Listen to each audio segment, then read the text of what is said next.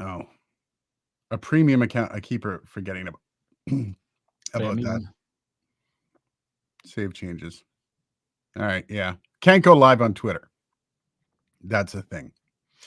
How's everybody doing? Clint's in the house. Clint says, good morning from Australia. Last day of winter here today. Yay. A balmy 31 degrees Celsius expected. We have been experiencing summer-like weather the past week. Yeah, we're just getting out of the summer-like weather here in Canada. It's actually had overnight lows at 10 degrees. I like it. I like that. Although during the I was sweating down here this afternoon when I was recording stuff. And I like it. UK, greetings from the UK. What's it like up there in the UK? I like it. Curious, asking for a friend. Yeah, we'll be talking about all kinds of things that happened this week, all fun things that happened with certain companies. I'm just out here making friends, you know. Yeah. 22 degrees Celsius. That's nice. Nice. That's not bad. That's workable. Yeah, that works for me. UK 24 tomorrow. Nice. SR 375 in the house. How's you doing? How's it going? How's it doing? How's it going? Close together. How's you going here, bud? Thanks for hosting. You're welcome. Welcome, everybody. Welcome. Hopefully everyone's having a good week. I am officially done summer. It is officially over. I've gone to the cottage, survived 2 days, and came back. Don't want to talk about it. I'll be laughing about it with my therapist in 5 years.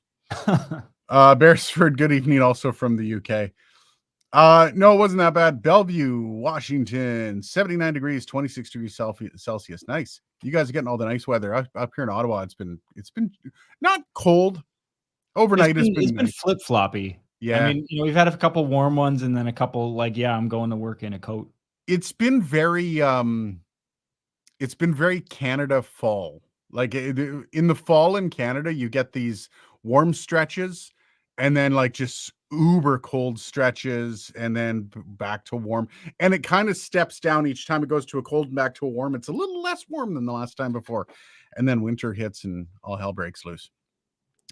Okay, so founder of Creativity Inc. You're still going with that, eh?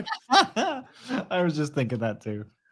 I still got that there. Hey, it was their default, and I thought it had a nice ring to it, so I decided to keep it. Now you have to start a company called Creativity Inc. Yeah. I was going to say it's false advertising. That's the problem with that. So this week we did we had a little video on the Beacon, which was an interesting video, one that if you guys watched it, it was kind of recommended to me by another creator, Harris from Alpha Game, or they don't call themselves Alpha Gaming anymore, it's Senpai Gaming. He recommended me and come through. I don't know, he's apparently going to be sharing the videos. I don't know if he's going to share mine. He did say no big deal though when he I messaged him saying, sorry dude, I had to be honest and it wasn't good. And he said, no, it's not a problem, don't have to say sorry. So that was a benefit. But I got an interesting letter back from them. Now, Dylan, you understand the difference between noise suppression and a gate, and noise suppression, a gate, and the other one, that the expander. Let's walk through these a little bit, okay? So tell everybody what a gate is. So a gate is just in the same way that a limiter is a really aggressive compressor. A gate is a really aggressive expander. And so a compressor's job is to compress the dynamic range of a signal. An expander's job is to expand the dynamic range of a signal. So as you might expect in a really aggressive scenario, obviously an aggressive compressor completely flattens your audio. A gate chops everything off below a certain threshold in decibels. So when you have an expander, generally does it gradually. So you've got a threshold, and then anything below the threshold, the quieter the signal is in relation to the threshold, the more it will reduce the gain of the signal or drop the volume down. A gate, just generally speaking, chops stuff off. Just stops it down. Yeah. Noise suppression, I'm just going to look at that literally for what it means. Suppression means to reduce something. Kind of the definition of to suppress. And so to suppress noise is to reduce noise. When you take noise, which is a signal, and you reduce it, what does that mean? It means make it quieter. What does a gate do? It makes things under a certain threshold quieter. Now, there are fancy gates out there. I often describe isotope the RX plugin, the isotope spectral denoise, is a Yep. really high resolution multi-band gate. That's all it is. It's a gate where you take a snapshot of basically your noise floor, and then you say, okay, anything that drops below these and these key points, get rid of it, chop it off, or reduce it by this much. Yep. And so, yeah, if a company is saying we have a noise suppression algorithm and we're not using a gate, I'm puzzled as to what that could See, possibly. now I've been referring to, by the way, I just got to say, hey to Sneed, has it been a while, buddy? Welcome back. We got a wrench in the house. It's been a while since we've had a wrench in the house, Wrench except in for the Dylan, I house. guess. -10. I love my Mackie DLZ Creator XS Gate. Works brilliantly for my work Zoom calls and allowing me to take notes without broadcasting my keystrokes. Yeah, I mean, a gate, I don't like gates. I'm in a quiet enough environment. Minus now, I've got Starfield playing off in the side here. But when I'm doing work, I have a very quiet environment. I don't have Zoom calls, that kind of stuff, nor am I worried about keystrokes. So like for me, a gate is not necessary. I do understand some people do need gates, and that's perfectly fine. When I reviewed the Beacon Studio, the first thing that I saw that I didn't like was that the audio seemed to be dipping out when I start with an SM58. And I always do that. Whenever I review an interface, I start with an SM58 to see how it does. SM58 doesn't require a ton of gain, but it's also not as sensitive as a condenser or anything like that. So it kind of gives you an idea of how the gain is going to be applied and how it's going to sound. And I noticed something with the I hadn't turned the gain all the way up. It was only about halfway. And when I trailed off a bit, it stomped it down. And that is technically not a gate. That is, as Dylan was saying, more of an expander. And I called them out on it during the video because to me, the idea of having an interface with an expander or some sort of something on the signal that you can't turn off is not a good idea. I don't like the idea.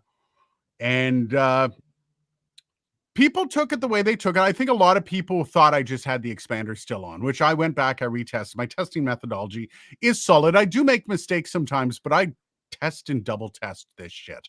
Especially if you're going to be calling a company out. I don't just like one time it and like, all right, these guys suck and I'm out. I usually like really cross my T's and dot my I's because it's awkward if I go to call out a company and it's not actually an issue or it's not something that's I got it wrong. It's very embarrassing for me and that'll ruin a relationship almost immediately. Okay. So Aiden, here's one thing that you should do. And so why don't you figure out what the actual hardware noise floor is of the preamp? And there's a way that you can do that. If you get a free like tone generator app on your phone, on somebody's iPhone or on an Android phone or whatever, and you basically set that up in front of a microphone and you Yeah. gain the microphone relatively moderate so that the signal's registering, but it's not super loud, and then kind of raise and lower the level of the tone generator, recording the microphone. And then if you look at it in Adobe, you can see roughly where that cutoff point is, where the gate triggers, and that will tell you what the noise floor is because the manufacturer who set up the noise suppression algorithm, quote unquote, would have set it like right above whatever the noise floor is of the electronics in the hardware. So you could figure out what the noise floor is by figuring out where they've set that threshold by using, again, like raising and lowering a tone generator and then looking for that kind of cutoff in the waveform. Yeah. Oh, by the way, Ernesto, we'll get you in a second there, buddy. So I got him after the video. I got a message from Beacon basically saying we wanted to clear up a couple misunderstandings that were mentioned in your video. And then they wanted me to jump on a quick call with a DSP engineer, which I didn't bother doing. And she just said, as a quick example, there is no gate on the preamp. We think you may have left the expander on while doing your tests, which explains some of the results you got. All of our spec tests are done with zero DSP processing, including no noise suppression. That is a direct statement in the email. To which I responded this, and I'm actually going to take a screen cap of this. Always slinging shade over here. What? No. No. Let's just do this. I'm gonna get everything out of here before people see names and stuff like that. But my response, I would like, but this is also, I got a lot of people basically parroting what she said. So I'm guessing that this is something that um has been brought up before, or they already had a response to this. So let me get back here. Wow, there's so many things. It's as if I had an actual like thing to like swap between all this crap. That'd be nice. So I'm going to open this up here. No, I don't want to do that. Recents. There we go. And I'm going to share screen here. Present. Share screen. Window. Screenshot. Share. My God, that's so difficult. So I wrote back. So I went back and retested with the same methodology as I did when doing the review. And yes, there is a gate active on the preamp. There was nothing else active at the time or when I redid the testing. And in response to your claim that there's no gate active on the preamp, it's literally a part of the reviewer package, which states, and I quote, studio quality preamp up to 69 dB of ultra low noise gain enhanced by our custom noise suppression algorithm to give near zero noise floor. And I actually pinned right here, I pinned up exactly from their marketing. So while it may not be considered a gate, it clearly works as one, meaning any testing done on the preamp for specs would be skewed by noise suppression algorithm to mask the actual performance of the preamp. Which is like, okay, so if you were to disseminate what I just read there, what do they have active on the preamp, Dylan? I think, I feel like, again, and my experience with this stuff, I feel like we're playing a game of semantics here. Yes, 100%. A noise, I guess you could say, somebody could make an argument that the difference between a gate and a noise suppressor is that a gate is generally like flat for the most part. It's there's no bias to the gate, whereas a noise suppressor, its trigger threshold across the frequency spectrum And it's clear that it was a noise suppressor, and I was calling it something that it wasn't, and we're getting into a semantic. Well, I think gate sounds worse, right? Obviously, noise suppressor sounds fancy and intelligent, which it sort of is to an extent, but it still is. There's information that is being lost, that is being artificially removed from the signal. And that is what the problem here is. So when you record, I'm assuming you recorded some silence in like Adobe. It's dead silent. It's because the gate is closed, dude. Like here's the thing. So here's how you can tell it's a gate or a noise suppressor. When you talk, you can hear the preamp hiss. So you can tell that the preamps are not quiet. They're not. Well, and again, amazing. Like, to the noise suppressor thing, as soon as you talk and you burst through that threshold again, especially in the higher frequencies. And so, could you use it for like an imaging VO? No, because obviously it has some mad hiss to it. But then, like, so if you were to record silence with it, all you get is nothing. Like it sounds like, oh my God, those are super quiet. Well, so I was going to say, usually one place that I find is really obvious if there is a gate on, obviously you can use your ears, but if like for a visual representation, like if you want to prove it, other than somebody just being like, well, that's just your opinion, man. You take a screenshot of the spectrogram in Adobe. Because when something is gated, the spectrogram is like black. So if it goes to complete black when you like across this frequency spectrum when you are quiet, then it's gated 100%. All right, I'm going to do that. I'm going to actually put together another little response video. I think it'll be fun. Let's go really quickly get back to Ernesto had a question here. Rode Duo or Mackie DLZ, which one works better for streaming? I'm guessing you're talking about the DLZ Creator XS. There's a couple quirks about them that make them different. Routing is the biggest one. So if you don't care about headphone routing, I mean, Mackie's awesome. I really like the Rode though. It's hard to tell, man. They're very, very, the Mackie DLZ Creator was intended to challenge Rode.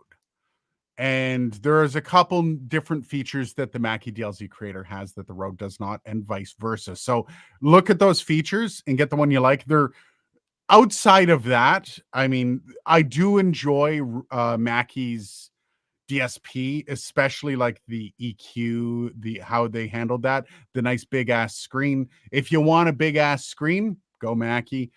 Rode, though, I mean, it's hard to argue Rode's implementation of a podcast or stream interface. So, yeah, it's literally you're looking at six of one, half dozen the other, depending on whether or not those extra features that either has are of interest to you. King Paco, hi, how are you, sir? I'm doing good, G'day. King Paco. Rick on Mike, happy weekend. Thank you, brother. Big Ben, hey, buddy. Or Ben. Wasn't it Big Ben, Big Tasty Ben before? Big Tasty Ben, yeah. Oh, he had to change it for work, I think, or something. Oh, If I remember. Big Tasty Ben still would fly at my company. I'm just letting you know that, man. yeah. DJ Play 100%. Nice, Sneed. Studio quality, quote unquote. Yeah. Yeah. Or quality. Yeah. With a K. Had to change my name because my YouTube was linked to my work email. Yes, that was right. I think you told me that in the Discord.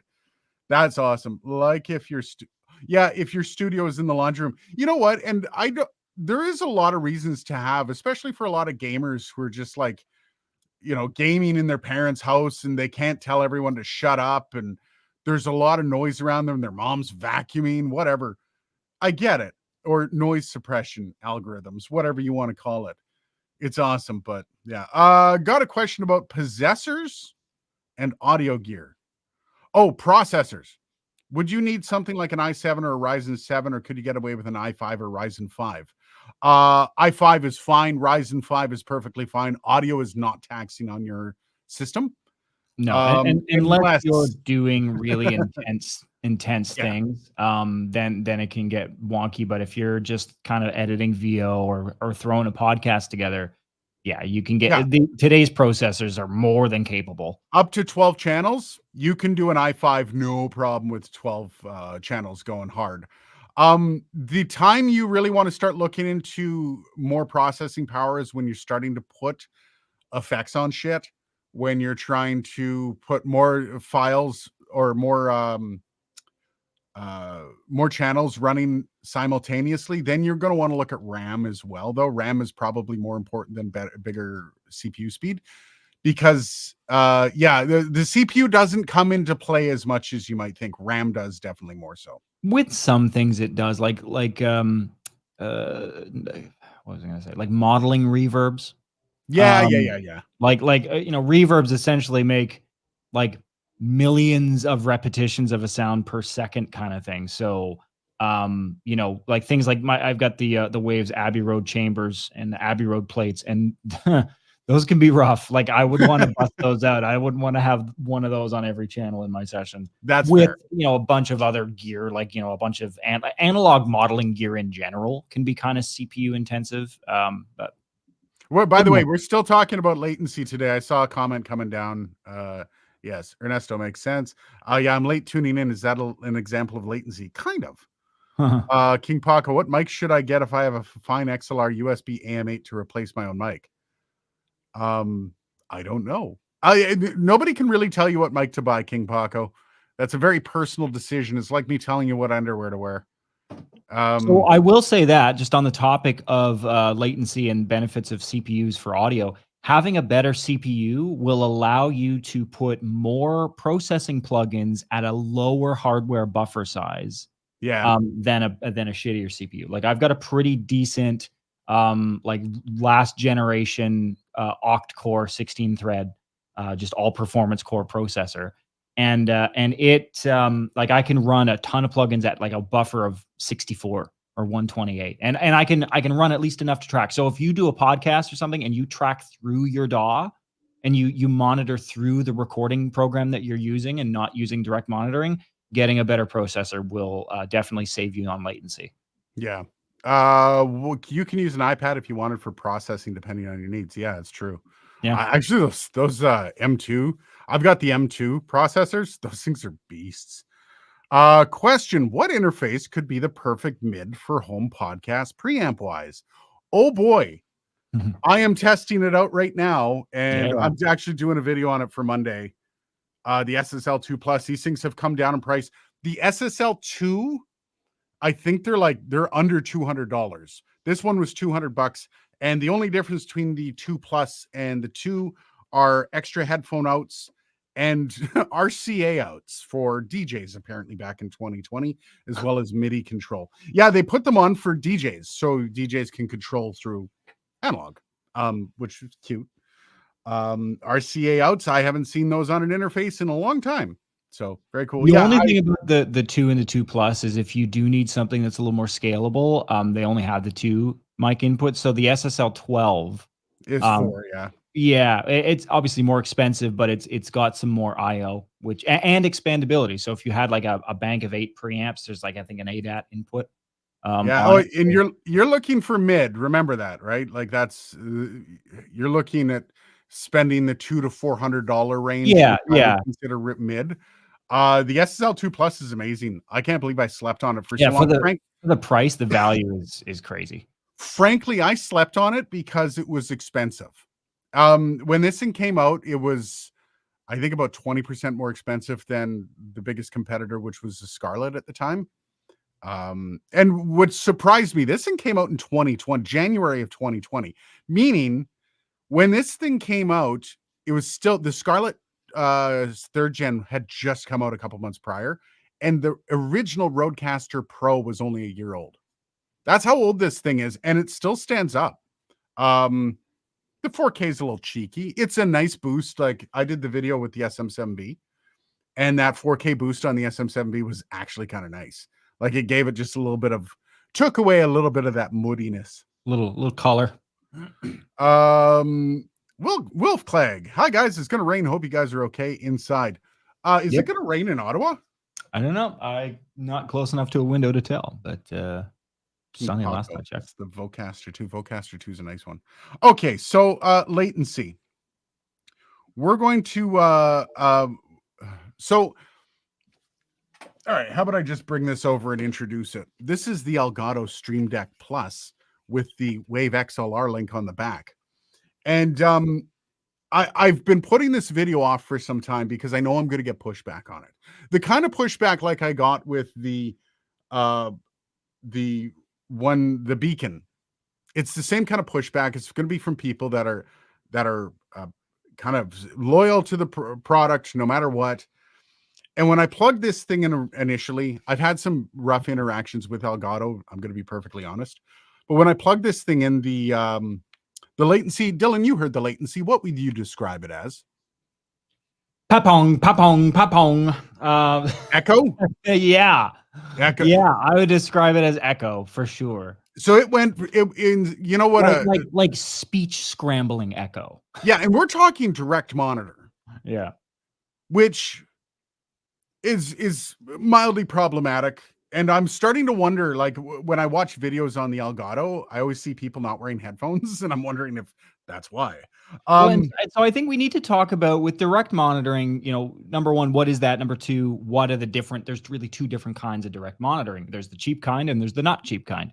And so direct monitoring is a way that through your audio interfaces software or firmware, you can basically listen directly to the inputs. And the benefit of that is usually really low latency. Asterisk on usually. And so the cheap way of doing direct monitoring is basically to use the software on the computer to reroute the audio back into the interface. Where basically your audio is still going through your computer's processor, it's going through your motherboard essentially and coming back into the interface. And so that will introduce some latency, usually in most cases. The better way of doing it is to actually have either on a chipset that's actually on the hardware itself or an analog methodology. I think SSL may have deployed an analog methodology to do this actually on theirs. But the benefit of that is it's almost instant. Even in the case of, so a good example of that is the Rodecaster Duo. The Rodecaster Duo has a lot of power on board, and so direct monitoring is done internally. And you know that because you don't need a computer connected to direct monitor on it. Yeah. Stream Deck, on the other hand. Yeah, this is so the latency we got on this is about 30 milliseconds. 20 milliseconds was quote unquote the direct monitor. But the problem is this thing runs at 48 kilohertz as well as 96 kilohertz. In order to get proper 20 millisecond latency for your headphones, you have to run this at 96K, which may present some problems. But it caused me to stop the whole testing procedure. I got a hold of Elgato and had some weird interactions with them that will be part of my video. I don't really want to get into those now. So I invited Dylan over to come over and do some latency testing. We got some interesting results from products because we just started testing everything around here to make, because I had the um oblique audio RTL, which is real which is round trip latency measurements, meaning it's measuring the round trip from your computer and all that, which isn't exactly a great accurate result for Yeah. direct monitoring, but it gives you something. It gives you a ballpark of what the signal, how long it's taking to get around. And we tested out the Rodecaster Pro, which I know a lot of people are probably very interested in what those results were. And I'm going to keep those because I think that's going to be an interesting one. It's not as bad as people think, which I'm honestly going to say. I do know there's a lot of people that there's this big outcry over the latency of the monitoring on the Rodecaster series, and I don't get it. But I mean, I'll save that for the video. But we ran into like the SSL2 Plus having direct monitor of approximately under a millisecond, right? Yeah, it was like 0.5 milliseconds. And And again, that was like ballpark. So we're gonna say, plus or minus 1 millisecond. But like indistinguishable. indistinguishable. Yeah. And then we had, and I've actually got the numbers here. We did the Elgato, which was direct monitor, 20 milliseconds. The round trip was 36 milliseconds. By the way, the round trip on the SSL was 33, just so you know. Yeah, but again, so that and so this is my thinking, and we talked about this about like why was that so egregious? And it's because when an interface has no ability to direct monitor, the amount of time that like how efficient the ASIO driver is or the ASIO driver is, yeah, how fast the computer is, like all those things play a factor. Yep. But when you have a direct monitoring solution built into the interface, the speed of the round trip to and from your DAW is less critical because the manufacturer is basically saying, hey, we've given you the option here to direct monitor through our interface. If you still choose to go through your DAW, that's kind of on you. Now, there are still very high-end converters and interfaces out there that have both latencies are very low. My SSL MADI Extreme at 64 samples at 192 kilohertz was sub 1 millisecond with processing through round trip. So it is possible. It's just, on a USB bus, it's kind of hard. Well, it's fascinating you bring up the high end stuff because one of the problems, and I've got a video coming out about my AudioFuse Studio, how I'm a little pissed at them. They did me dirty. We tested the direct monitor of that was 17 milliseconds, which is egregious for $1,000 interface. I'm just going to put that out there. Yeah. Now, this is something that you and I kind of battled with over the course of an afternoon. It actually was only about 4 hours. Do you want to tell the class how you tested direct monitor? Yeah, sure. So number one, did we do it Julian Krauss scientific level? No. We got as close to that as we could within our means at the time. And so basically what we did is I had one computer that was control. That's kind of the computer we're recording and we're measuring things. And then we had another computer that was kind of our surrogate, basically, that we plugged in interfaces to, and we ran, round trip tests and direct monitoring tests. Basically, a thing to power the interface and take audio to and from it, basically, to run a signal through Adobe. And so two microphones or two sources were plugged into the control computer. So in this case, we were using the Rodecaster as a control. So input one was a microphone. In this case, I think it was a 58 there, Aiden. Yep, 58 and 57. We had a 50, 58, and 57. The 58 was plugged into channel 1 of the Rodecaster. This would be so much easier with the visual. We had channel 2 was plugged into like an auxiliary output of whatever interface we were testing. And then using the tools of the interface, we try to test where we use direct monitoring to forward the input of another mic. So we basically had two mics, one going through the interface for testing, one going into the Rodecaster, and then we clap. We make it some kind of an impulse, and we measure in the recording taken from the Rodecaster Duo, we measure the distance between the peaks of the two impulses. And then, basically I convert that into samples. I have a calculator to convert that samples to milliseconds. And that'll kind of give us a sense. And again, we did two tests. One, running everything on the surrogate computer through Adobe Audition using the input monitoring feature. So we're getting a full round trip through a DAW, and that gave us one figure. And then another instance where we would use the direct monitoring. So in the case of the Stream Deck, it already is set up to direct monitor. So you don't even have to really change anything. In fact, measuring that one was a pain in the ass because we had to basically do the round trip and the direct monitoring at the same time, 2 pulses, because you couldn't really turn off the direct monitoring. It's fascinating too, because I think I will actually, now that you describe it for the class, man, that's miserable without a diagram. I might actually set it up again for the video.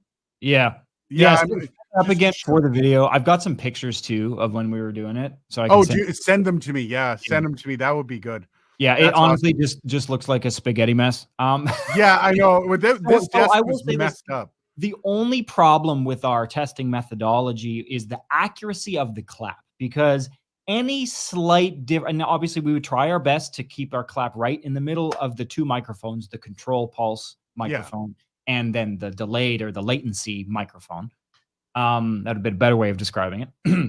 And if I had to redo it, what I would do is I would take like a minerator or a pulse generator, some kind of impulse generating or noise generator, and I would put a microphone Y split on it, have it going into either interface, and that way the pulse is at the exact same time. There's no question of, okay, was there any like acoustic implications to this or like any? No, it's just flat signal. We should actually create a cable. Maybe I'll get the soldering gun out and I'll just solder one of those together. If you need spare wire, I've got some spare wire, like audio cable for you. Yeah, maybe I'll do that. But yeah, instead of like hacking apart an old, I've got hundreds of cables here, so I don't usually. Yeah, and it doesn't need to be a big one because it's XLR, so you can just put extensions. Yeah, that's a good idea. Okay, so let's cover off a little bit of this. Big Ben or Ben, keep calling you Big Buddy. Are you guys using Windows 11, staying on Windows 10, or move to Mac? Both. I'm Windows 11. My corporate laptop is still Windows 10 because businesses tend to support OSs. They tend to get support for OSs longer than the public did. But I was pretty early adopter of Windows 11 because they said it was going to die this fall. So I was like, I'm on Windows 11 for my main computer that I game on and I do testing on, like the Beacon mic. I do test on that, or the Beacon Studio. Sorry.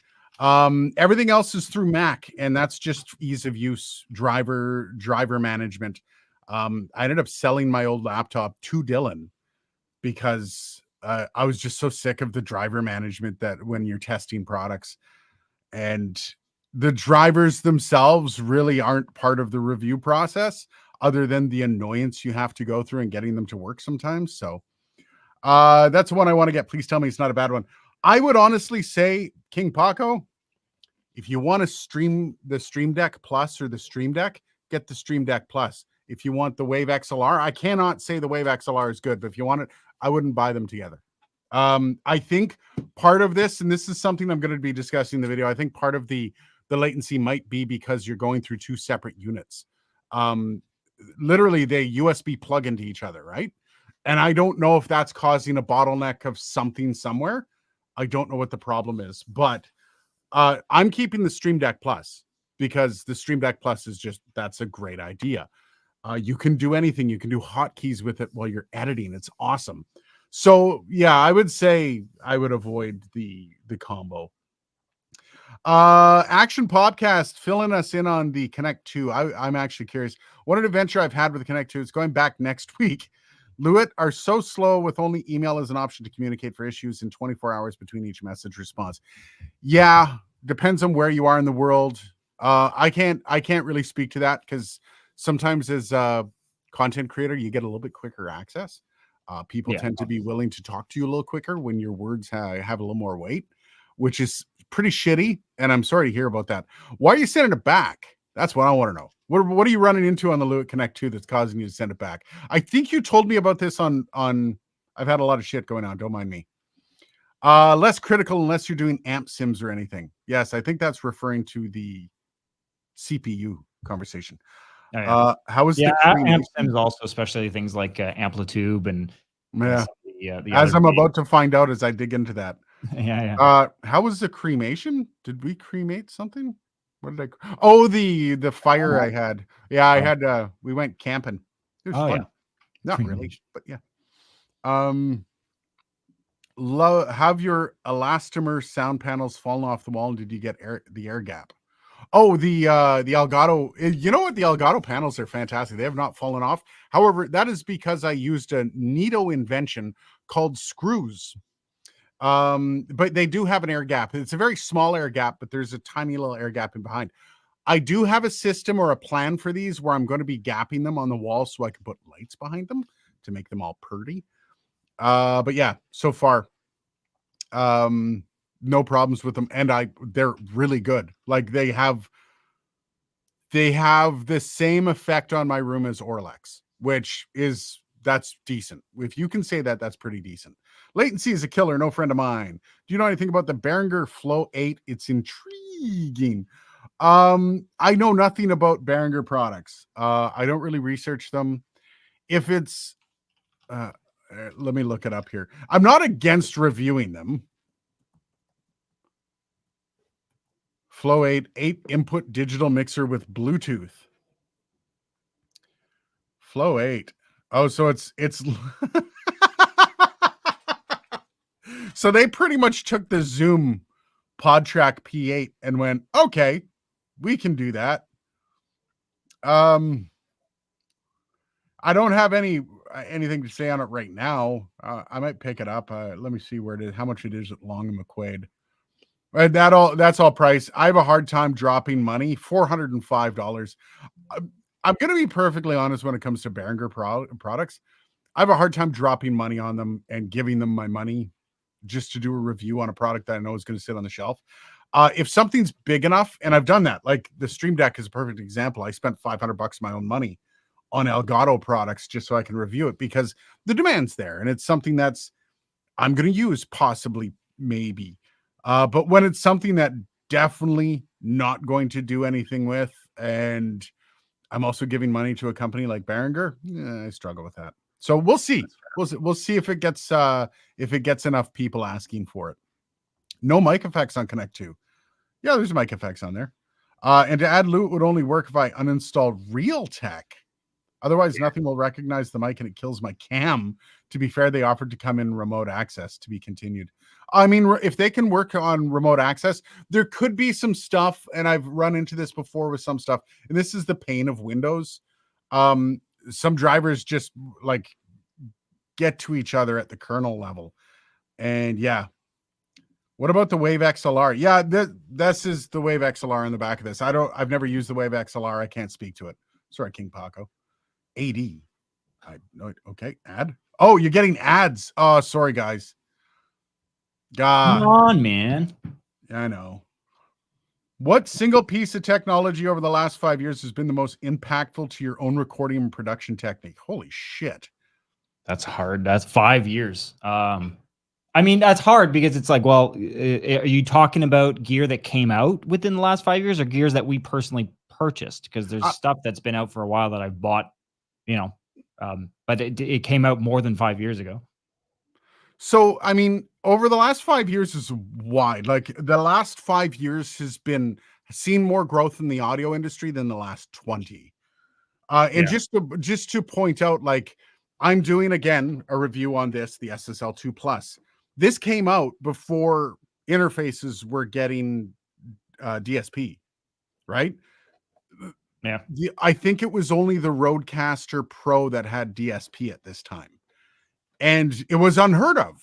Yeah, a DSP and interfaces was only the Apollo, And now we've come so far that you've got $100, $120.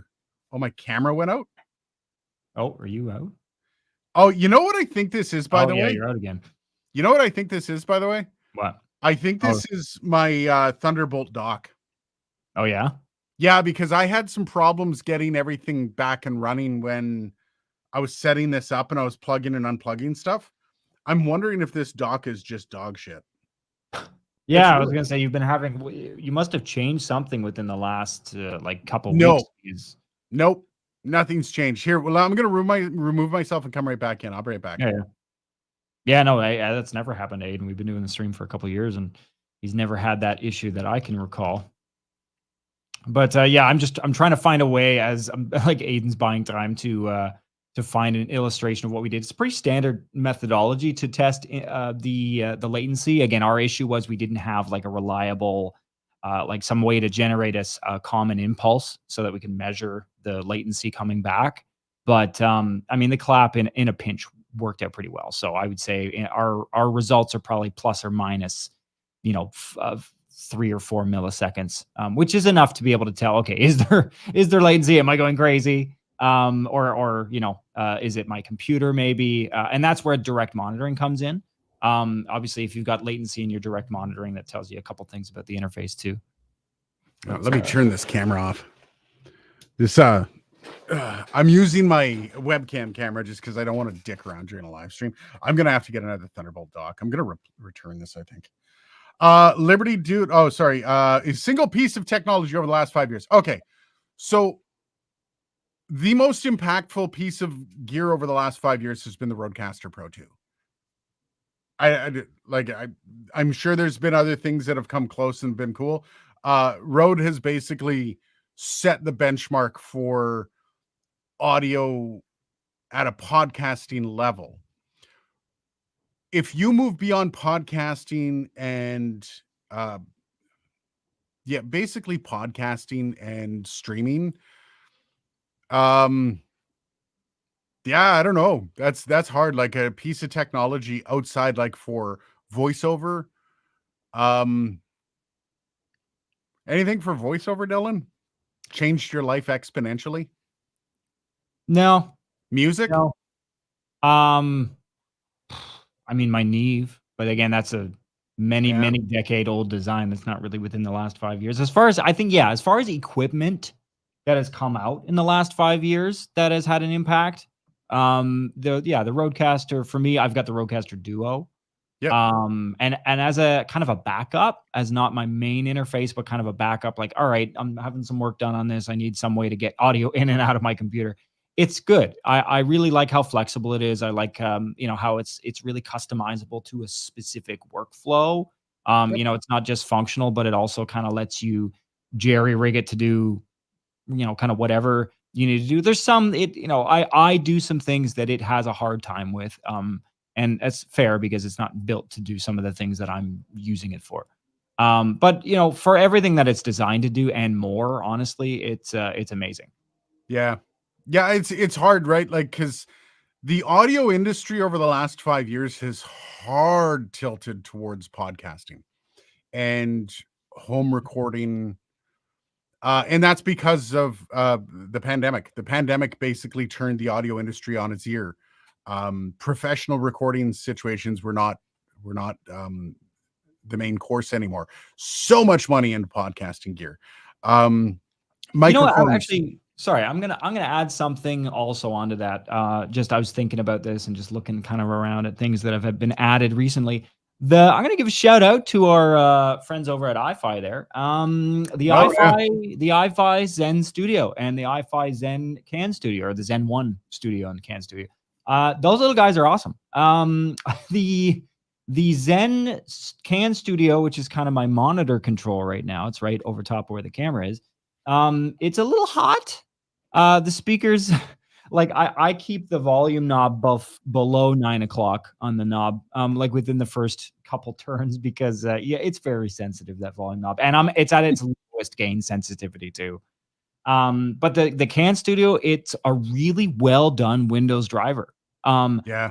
That ASIO driver and the like the MME implementation of it in Windows, like is rock solid. I do find like when I change the sample rate in my DAW, so for example, I've been doing some music stuff lately in 96 kilohertz as a sample rate. And so whenever I change whenever I'm using my DAW, if I want to use Windows at the same time, I have to make sure that the Windows driver is also at 96K. So Yeah. but I've gotten used to that. Like now, if I hit play on YouTube and I know it's not working, I'm like, oh shit, right. Because I opened something in 48 or I opened something in, I fucking hate that. 176.4. I hate that. Yeah. Other than that, the only other thing would be the new Mac SoCs. The M2 Oh that yeah. I've got has been fundamentally awesome. Oh yeah. I've Well, not. 5 years ago, you weren't a fully kind of a Mac shop. You weren't a hybrid shop. You were still completely PC. Yeah, yeah. Mac has completely changed my workflow, and I love it. Um, and it's all because they moved away from Intel. They moved away from their little furnace laptops, and their battery issues are gone now, because the power draw isn't as brutal. All those things. So, Liberty Dude, Behringer Flow 8 is not worth your cash. Thank you. Save my money. Thanks, Liberty Dude. I appreciate you saving me money. No delay, no reverb to chorus on Connect 2. Yes, there's EQ and compression, but the effects that I mentioned, I bought one, brought it back. Yeah, I know that, like, I've never really saw the need for the delay, reverb, and chorus on interfaces. I know that like some of them have it. Like I believe the DLZ Creator XS and Chungus has it. Same thing with the Rodecaster, I believe. I think I've so. Yeah. I've never used them ever once. Well, So and it's funny, even high-end stuff. Like in my head, I'm thinking of like the RME HDSPE cards, which are like PCI, like $2,000-$3,000 PCI Express cards to plug in digital audio devices into, and the built-in DSP processing includes stuff like that. And I'm like, yeah, I mean, reverb I can understand, and for one very good reason is because when you have a singer, they will sing better with reverb. That's yeah, 100% a thing. Chorus, I don't really, I couldn't see it in a situation where I would need a low latency because again, usually when you're using that built-in DSP stuff, it's to avoid latency during the recording process. yeah, But a lot of the processing you're going to be doing after the recording process for most people. So all you need to put on during the recording process, if anything, is stuff that will make the talent sound good to themselves. And so yeah, to me, you should be able to do that with an EQ and a compressor. yeah, Maybe a noise suppressor. But an EQ and a compressor for sure. But yeah, chorus, I couldn't see a situation where you would need to use that. I mean, some people will be like, well, if if there's a guitar player, I'm like, they're going to have a chorus pedal or yeah. there's something else, right? Like, I don't know. There's other workarounds than having DSP, but whatever. I guess it doesn't hurt to have it there. I just hope they didn't spend a ton of R&D time. Yeah. Action. Well, if remote access could help, I'll give them until the end of business. They didn't say they offer this often. That's funny. I love Lewitt. I'm not gonna lie. Lewitt Connect 6 is still to this day one of my favorite interfaces. It's a fantastic interface, fantastic software integration, fantastic on a lot of ends. It's a great interface. I think they missed the ball on the Connect 2. I think it's just one of those like, like I don't know. There's so many issues that like, let alone the tactile scroll wheel style. Um, just that alone, I don't know. I love Lewitt, but not every company. This is proof positive that not every company releases a home run sorry, hits a home run. Fuck, mixing up my metaphors. Not every company hits a home run with every product they have. Some really good companies like Lewitt release stuff that just isn't good or doesn't meet the demands of the people that want to buy this stuff. And that's sad, but at the same time, that's okay. Just keep moving and keep releasing stuff. A bad review doesn't mean that I hate you forever and I'm throwing away all your stuff. So I don't know.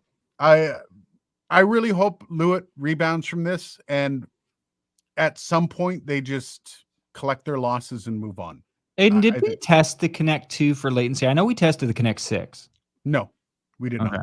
I don't even remember what the Connect 6 I don't was remember the either. latency. It's in the session. I saved it. I don't have access to it right now, but I'll look at it later Yeah, on. look at that because I only have Elgato, SSL, Audio Fuse, and Rodecaster. Yeah, I think the first one, if I'm not mistaken, I think that was the very first one that we tested because I remember mucking about with the Connect 6.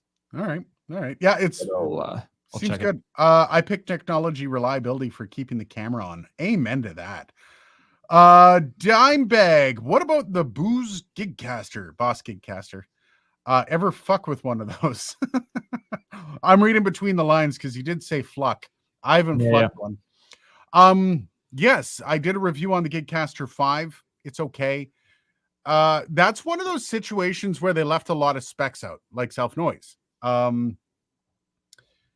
It's good for what it is. If you're a guitar player as an interface to fuck around in live streaming, it's fucking perfect. It's awesome. You get all the, and the way you can kind of like set up like your your pedal board on it is awesome. Like Yeah, it's I've used it. It's got, I mean, they're not exactly like, they've got all their classic pedals like the Blues yeah, Driver. They've got like their OD1, OD3, all their delay pedals. They basically have all of Boss's pedal lineup in digital form yep, in the interface, and it basically has the footprint of like something a little bit bigger than like a Rodecaster, but it's got, kind of Boss's backing of sound. So yeah, if you're even, I would say, like a podcaster, or you do voiceover, or you do some kind of spoken word content, and that's your bread and butter, and you are also a guitar noodler, it's probably the perfect interface for you. To yeah. do, hobby stuff and, make some money off of it with other things. What mic is Dylon using? Dylon. Dylon is using a Electro Voice RE27, All right, 27. which is under this big old clown nose here. Boop, a little asthma there. The old RE27. Does any other podcasting interface other than the Boss record all tracks in the podcast internally in 32-bit float? Podcasting interface, no. 32-bit float is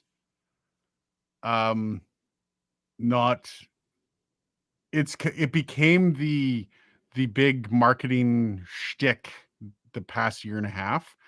After all the Rodecaster came out, the Rodecaster Pro 2 and all that stuff. So no. So yeah, I think that's just the Boss. That is also, you got to remember, you're recording in 32-bit flow because you're recording of dynamic instruments with that as well. If you peak on a guitar signal while you're streaming, you can still gain that shit down. So no, you're looking at just the Boss for podcasting stuff. If Aiden purchased a Mac with an M chip, I think that is past 5-year game changer. Past 5 year? No, I bought a M2 3 years ago. No, I think like a game changer within the past 5 years. Oh, in the past 5 years. Okay. All right. Yeah, I got it. If a burglar broke into your home and stole one microphone, which one would you make most sad? If it can't be replaced, don't focus on price. I'm not planning a heist. I'm insured. I don't know. Dylan's probably the Neumann. Yeah. Yeah. Yeah. What are you saying? Of course. Like, okay. I don't know, man. There's a lot. Okay. I'm going to call one out of your house right now. It's the Rode Ribbon mic. You're not getting another one of those. No, I would say there's several. I would say number one is, again, I'm insured as well. Don't come to my house. But I'm insured. But for me, it would be the Rode NTR because that would be the most challenging to replace. I'm sure if I went banging down Rode's door, they could scrounge another one up from some dark cupboard somewhere. But that one would be trickiest to replace. Second to that would be the U87. Second to that would be the V13, the Vanguard. I do like that mic. Well, I guess, fourth to that now would be the SM7B. Again, replaceable. So, I mean, I would be annoyed because I use it all the time. But this, the RE27, I like it, but I use it for video calls. I use a $600 mic for video calls. NTR, I think, would be top of my list just because I talked to some of the guys at Rode. Those things, they're not rolling off anymore. So there's a finite number of them. And a lot of the people at Rode really cherish that microphone. I think they cherish it for what it stood for the company. It was basically innovative. I'm looking at the wrong fucking camera. This is going to drive me nuts. It stood for the innovation of what Rode could do. It really was like the microphone flex for that company and showing Well, and that. it also says, to their sort of grade of artisanalness, in the sense that they Yeah. said, as much as we know, like very rarely does like a corporate style business sit there and go, hey, we're going to do this because we have to. It's not Yeah. going to make any money. We're actually going to lose money on this, but we have to do it because integrity. There's not a lot of companies. I will call one company out that I don't think would do that. I don't think a company like Zoom would do that.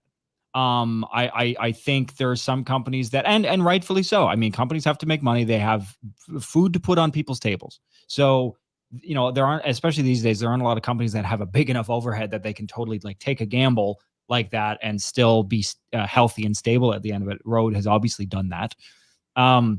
But yeah, I don't know. Working with the NTR and hearing kind of the story behind it, and Rhodes' recollection of how that came to be, definitely, I already have had a lot of respect for Rhodes, but that gave me a lot more respect for sure. Yeah, hearing the story behind it was big. And yeah, losing that mic, I would feel bad if I had to go back to Road and Gravel. The fact that I only got one, and Yeah. that's like Dylan's the music producer among us. So Dylan's using that microphone. That's the mic in his studio. And I'm perfectly fine with that because Dylan's going to I believe in making sure that products that I love are being loved back. Like I gave Dylan my old Xbox, and like my only goal is make sure it's getting love, like it's being used, and that's really important for me for a lot of products like that. And yeah, like I'd be sad if I had that in the loss. The other one would be my MKH 416. That would be a pain in the ass, and it's just like, yeah, I can get another one, but all right, we got to move the backyard $150,000 audio booth. Yeah, Tyler would be so upset if that thing went missing. Somebody loads it up on a flatbed and just drives away with it. Right. I just wanted to point out Richard Mitchell. I'm jumping around here, but Dante has changed my view of audio over the last 5 years. 100%. Hasn't Dante been around for a little while longer though? But it may be when Richard was getting into Dante, because I mean, Dante, a lot of Dante interfaces. There's some affordable Dante stuff for sure, but there was kind of a price tag because it's run by, what's that Australian company, Audigy, or I forget what the name of the company is. Somebody's gonna correct me on that. Please do. But there's a license fee associated with it. So usually cards for things like, I mean, I think there is an X32, like a Behringer X32 Dante card. Nice. I'm pretty sure, and so you can integrate it in a Dante network. But yeah, Dante, the ease of routing in Dante, the relatively like kind of just set it up and you're good to go. Saving different kind of patching and routing, like it's a very powerful infrastructure. Without sacrificing much of anything on the audio side, I should add. AES 67, like Livewire, is good, but there is some compression in the signal. It's packet switching, right? So you're not getting fully lossless. I don't believe Dante is either, but I actually like the sound of Dante more than Livewire. Yeah. But yeah, I don't have anything Dante here. I have a few Livewire things, but everything is generally analog. I've never used either Livewire or Dante. Here's an interesting. There's two ones that I really want to get to here. We're getting near the end. It's been fun, but we do have to pack it in for dinner eventually. But there's two that I want to get to. Andrew C has one. The $150,000 booth. My fingers have not woken up today. How much does the audio booth worth $150,000 improve the production process? How much speedier is it, or the impact more subtle? It's not a matter of speed, it's a matter of quality from Tyler's perspective. In that video, he talks about producing a podcast in a house with a family of 4 children, 2 adults, and 2 dogs, I believe. That studio in the backyard made that a non-issue. The odd time, he has a truck idling nearby that the rumbles get in. But for the most part, it's more of a focus on, he can focus on his work rather than focusing on trying to dodge sounds around the house. That is a massive deal when your money, your bread and butter, is coming in from the product you release. Like this YouTube channel, if this YouTube channel gets to the point where this is a massive portion of my income, and it's not yet, but when it does, it has to move out of the basement. There are times where I can't shoot. When my dog's snoring beside me, for fuck's sakes, because he Yeah. misses his mom. There's a lot of that kind of stuff. And, there comes a point where you're just like, okay, well, I have to sacrifice. I would just go get a studio in a building somewhere else. I wouldn't build it in my backyard. Um, just because building a YouTube studio in your backyard would be a lot big space. So I think like there's a lot of reasons to do stuff like that. Of course, it comes down to money, but it also comes down to how important is the product you're putting out, right? Are Well, and you? and let's talk about a little bit where a lot of that money ends up going into. Does the money go into the technology? Some of it does. Some of it goes into the equipment. A lot of it goes into the actual facility, the Yeah, bones itself. When you're trying to build a wall with a very low STC rating, a sound transmission class, for those that don't know, is basically a number that represents, if you have a sound on one side of the wall and you measure it from the other side of the wall, how many decibels of a drop do you get? And that will yield the STC rating. To make a wall that has a maximum STC rating, you basically need like drywall or gypsum wall for those that are out in the other side of the world. Studs, a vacuum, empty space, more studs, and whatever your outside finishing material is. And so building walls in general right now, because of the cost of goods, is yeah, expensive. Building two walls where one should be is extra expensive, obviously.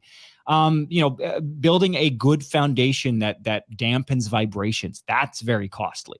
yeah. Oh Having yeah, because also, and we're just talking about sound transmission. We're not even talking about acoustics, right? When you're actually trying to dampen reflections, that's a whole other set of expenses that can be, not into the 150,000. I think a lot of that was the building itself, but yeah, still you can spend $5,000 on acoustic treatment at least. yeah. Like the gear for a single microphone into a board, into a preamp, into a board. Um, Yeah, and and don't get us wrong. Tyler, in the case of the Minds of Madness, has a very good signal chain setup with some very good Rupert yeah, Neve designs, channel strip, and a good Neumann microphone. But it's that stuff will run you less than 10K. yeah. For those two things, and so obviously 10K at 150 as a minority of the budget. Yep. Yeah. And that's like, if I were to build a professional studio in my basement, it would be about the same, right? Like you're looking at a lot of money in building, not necessarily in the gear. Just the building process is really expensive. Anyways, we're gonna get to our last one here. This comes from Camrat Dennis. A few years back, I underwent an open heart surgery and I sing and I do spoken word, but the clicking sound from my new titanium heart valve is really annoying. What could you use to clean that up? Wow. I mean, good on you for making it through all of that for a start. Second of all, that is such a peculiar problem to have. Isotope is probably the way to go. Yeah, isotope, or honestly, if it's loud enough that something. So what I would do is I would do like a spectral denoise. So basically, I would get your so if you don't have it already, get Isotope RX. I don't know. You'll have to look up the versions of it to see what version you need to get. What you're looking for specifically is the spectral denoise. People swear by You voice get that. denoise. You get that off. Spectral is on standard. Yeah, so get standard if you Yeah. can. And then, again, we talked about it earlier on the stream, but just to reiterate, spectral denoise is a high resolution multi-band gate. So the way that it works is you launch spectral denoise. For anybody that's looking for a quick instruction, Cole's notes on how to use it. You launch it, run your record you standing or sitting by your microphone, with the clicking, if it makes its way into the microphone. And then you hit the learn button in spectral denoise, and it will start to take like an average of what the noise is that's coming in. So don't say anything, don't talk. If you I wouldn't even breathe, or if you can make your breaths very quiet, and then catch one of those clicks in the spectral denoise noise profile, and then the gate that is engaged, so to speak, or the noise suppressor will clamp down when it gets that little click or That any click. background noise. That's what I would do. That's probably your best bet. It's a little bit costly because Spectral. What is It's RX? not bad. They're like 450 for the standard kit, Okay. but you get a lot of really cool stuff like multi-click and stuff. But Yeah. the one other thing I'd do, Dennis, um, mic placement would help a lot depending on where the sound's coming from. If the sound's coming from your mouth, like if it's resonating out of your mouth, I don't think it would be. It's probably a generic mild click coming from your chest. Yeah, it's probably your abdomen is Um, giving a clicky sound. Depending on, oh fuck, this low profile boom arm has stuff in the way. Depending on how you put your mic, if your mic is down like this and you're recording, your mic's pointed straight at your chest. Yeah. That would be problematic because that's right where the sound, turning your mic around. All of a sudden, you now have the sound going to an off part of the axis of what the microphone has on the cardioid. So it's a matter of like making sure your mic placement isn't necessarily pointed directly at the source of the sound. I don't know how that's going to work if the click sound is coming through and it's resonating through your neck and through your vocal cords. I don't know how loud it is either. It's an interesting thing. I'm trying to like approximate because I mean the heart is connected to tubes that go all over your body. So theoretically, I mean a clicking sound could resonate through either directly through your abdomen or it could just resonate through your extremities. So Yeah. I don't know. I guess that's the first step is try to localize if you can using a mic close up, dragging it around your body and see if you can figure out where the sort of the most amplitude that you're getting the click from, if it's your chest or wherever, and then try to play, as Aiden said, try to take the mic and point it away from whatever that point is. Yeah. If that fails, RX might be a helpful strategy for you. This is interesting. He says, just imagine when I also do work as an actor and they mic me up, but it's all up to them to clean it up then. So if they're doing that, if they're cleaning that up, they're using RX. They're using Most likely. Isotope for that. Yeah. That is like the professional go-to software for getting rid of like even like when you bump your boom arm and you get that thunk. It happens when you're recording music and you bump the mic while you're recording, but it's the perfect take. So you're in there fucking trying to get that bump out. So little things And like that. sometimes I have used, I remember there was like fret buzzing one time when I was doing a line, just one little piece of a line on like a resonator guitar with a slide, and the slide was on a particularly oxidized part of the string, and so it was buzzing a little bit. And I used RX and kind of drew a lasso around it in the spectrogram, and by itself, was it perfect in context? Could you tell? Not at all. No. It was actually, I was quite impressed with how well that repaired something so specific, right? So yeah, something like that. RX in a lot in the film business, like dialogue repair, dialogue editing. Yeah. All right, Camera Dennis. Hopefully that works. Let us know how that does. Yeah. Hit us up in a future live stream. Let us know. It is a little expensive, but it is worth it. Anyways, guys, it's we've already been well over an hour, so we'll see you next week. Live streams are back to weekly. Can confirm unless the world comes to an end.